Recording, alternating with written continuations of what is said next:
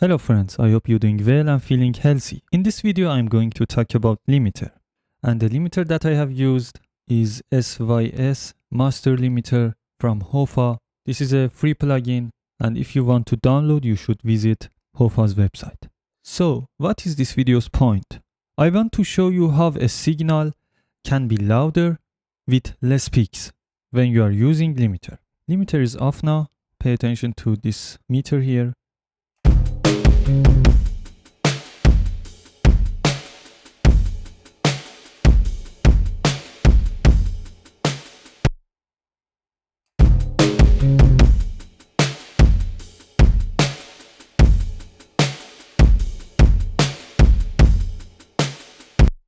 Drum is hitting harder and stronger, but we are having less peaks, so we have increased loudness and limited peaks.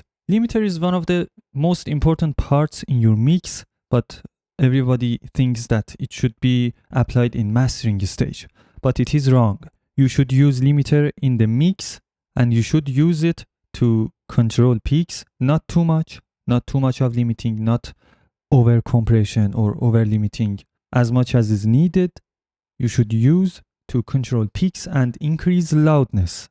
These louder signals with less peaks would result a louder mastering and much more controlled mix. And there is a little matter about limiters that not every limiter plugin is high quality and usable in every stage.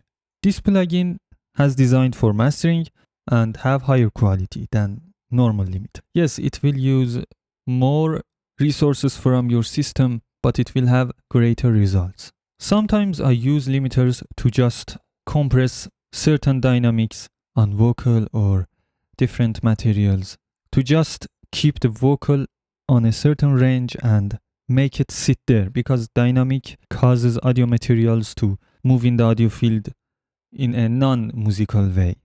When we control dynamics, we help audio materials to sit in a certain place in sound field or audio field. So thanks for watching. Don't forget to subscribe and follow for more.